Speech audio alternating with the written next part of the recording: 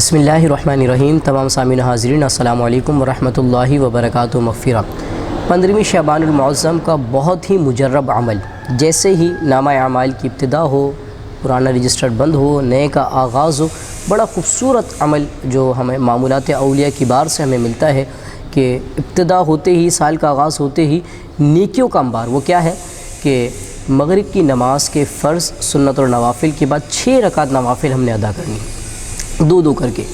ہر 2 رکعت میں آپ نے سورہ فاتحہ کے بعد کوئی سی بھی سورت جو آپ کو آتی ہے وہ ملا سکتے ہیں۔ زیادہ بہتر علماء نے فرمایا کہ سورہ فاتحہ کے بعد 3 بار سورہ اخلاص پڑھ لیجئے۔ اگر الحمدللہ آپ کی قریبی جامع مسجد میں نوافل کی جماعت کا اہتمام ہوتا ہے تو پھر تو ظہیر نصیب جماعت کے ساتھ الحمدللہ اس کا اہتمام کیجئے۔ یہ نفل نماز ہے اور نفل نماز کی اور تلاوت کی کہیں بھی شریعت میں ممانعت بھی نہیں ہے۔ اس کا انداز کیا ہوگا؟ 2 رکعت کا کر کے ہم نے 6 رکعت نماز ادا کرنے ہیں۔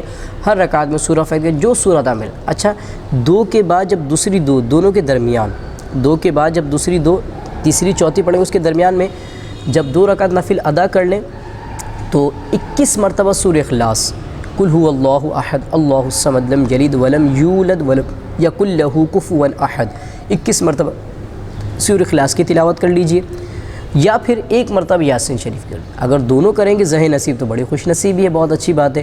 اسی طریقے سے پھر دوبارہ 2 رکعت ادا کریں گے، پھر 2 رکعت کے بعد پھر دوبارہ آپ نے 21 مرتبہ سورہ یاسین یا پھر 1 مرتبہ یاسین شریف کی تلاوت، یا پھر 2 مرتبہ، پھر دوبارہ جب آپ 2 کر کے 5ویں اور 6ٹھی رکعت کہلائے گی، اس کے بعد پھر دوبارہ سے آپ نے اسی طریقے سے سورہ فاتحہ کے بعد کوئی بھی سورت آپ ملا لیں جو چاہے آپ کو آتی ہے، اور اس کے بعد 21 مرتبہ ہے تو وہ سورہ اخلاص، قل هو اللہ احد یا پھر سورہ یاسین کی تلاوت کریں۔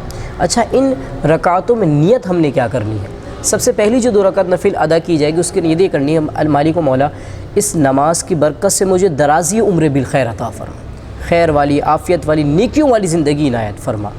پھر آپ وہ حزب معمول نماز پڑھیں گے، نماز پڑھنے کے بعد سورہ یاسین اور سورہ فاتحہ کی یا پھر سورہ اخلاص کی تلاوت کریں گے۔ پھر اس کے بعد پھر دوبارہ جب دوسری نفل کی جب نیت باندھی جائے گی 2 رکعت، تو اس میں دعا کریں گے اللہ تبارک و تعالیٰ بلاؤں سے میری حفاظت فرمائے، اللہ جتنے بھی معاملات ہیں ان سب سے میری حفاظت فرمائے۔ پھر اس کے بعد پھر دوبارہ آپ حزب معمول یا تو سورہ اخلاص کی تلاوت کریں 21 بار، یا پھر سورہ یاسین پڑھیں گے 1 مرتبہ، یا ظہیر نصیب دونوں۔ پھر دوبارہ تیسری نفل کی نیت کی جائے گی جو 5ویں 6ٹھی یعنی کہ 2 رکعت، تو اس کے اندر آپ نے یہ نیت کرنی کہ اللہ تبارک و تعالیٰ اس کی برکت سے اپنے سوا مجھے کسی کا محتاج نہ بنائے۔ اللہ تبارک و تعالیٰ اگر مجھے محتاج رکھ تو اپنا ہی رکھ، اپنے سوا کسی کا محتاج نہ بنائے، اس نماز کی برکت سے۔ پھر دوبارہ حزب معمول آپ نے وہ نماز ادا کرنی ہے، سورہ یاسین کی تلاوت۔ اس کے بعد دعائے نصف شعبان باقاعدہ انشاءاللہ ہم آپ کو بتا دیں گے کہ یہ کون سی دعا ہے، وہ آپ نے وہ دعا کی تلاوت کر لینی ہے۔ وہ دعا کی تلاوت کرنے کے بعد پھر اس کے بعد اپنے لیے، گھر والوں کے لیے، رشتہ داروں کے لیے، امت مسلمہ کے لیے، دوست یاروں کے لیے، محلے داروں کے لیے، پورے وطن کے لیے انشاءاللہ آپ نے دعا مانگنی ہے، کیونکہ جو ابھی ملک کی صورتحال ہے، زبوحالی کا ملک شکار ہے، ڈیفالٹ ہونے کی طرف جا رہے ہیں، جو بھی معاملات ہیں، مہنگائی بڑھ رہی ہے، مشکلات ہیں، اسی کے ساتھ ساتھ کشمیر کے لوگوں کو یاد رکھنا ہے۔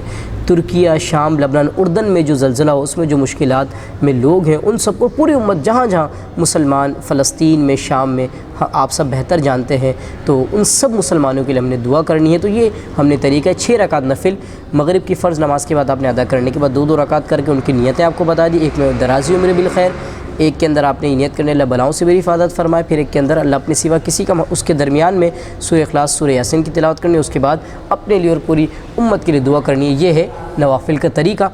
پھر ہم نے یہ آپ کو بتاتے چلے کہ فرض نماز کے بعد یہ نفل وغیرہ کی نماز ہے، اور نفل کی کئی ممانعت بھی نہیں ہے، بلکہ علماء نے یہ فرمایا کہ علامہ ابن رجب حنبلی رحمۃ اللہ تعالیٰ علیہ، اسی طرح اہل شام میں جلیل القدر تابعین مثلا حضرت سیدنا خالد بن معدن، اسی طرح حضرت سیدنا مکحول، اسی طرح سیدنا لقمان بن عامر رحمہ اللہ وغیرہ شب برات کی بہت تعظیم کرتے تھے اور اس میں خوب عبادت بجا لاتے تھے۔ انہی بزرگوں سے اس مبارک رات کی تعظیم ہم نے سنی ہے۔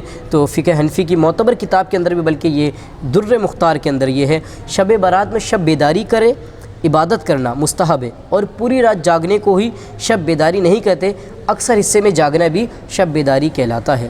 اچھا، یہ عمل مبارک جو ہے نوافل کا الحمدللہ ہماری مسجدوں میں بھی اس کا اہتمام کیا جاتا ہے، تو لہذا بہت اچھا رہے گا کہ جماعت کے ساتھ پھر سب ایک مل کر عبادت کریں گے تو ایک الگ ماحول بن جائے گا، ساتھ دعا کی جائے گی، کس کی آمین اللہ کی بارگاہ میں مقبول اور کس کا سجدہ کرنا، کس کا رکوع کرنا۔ شاید اللہ ان نمازوں کی برکت سے ہمیں پنجگانہ نماز کی توفیق دے دے، ہدایت کی توفیق دے دے۔ تو جہاں جہاں مسجدوں میں اہتمام کیا جا رہا ہے وہاں ہم نے ان مسجدوں کی زینت بھی بننا ہے، تو لہذا ان سب کا اہتمام کیجیے۔ اللہ کریم ہم سب کو دنیا اور آخرت کی ڈھیروں بھلائیاں نصیب فرمائے۔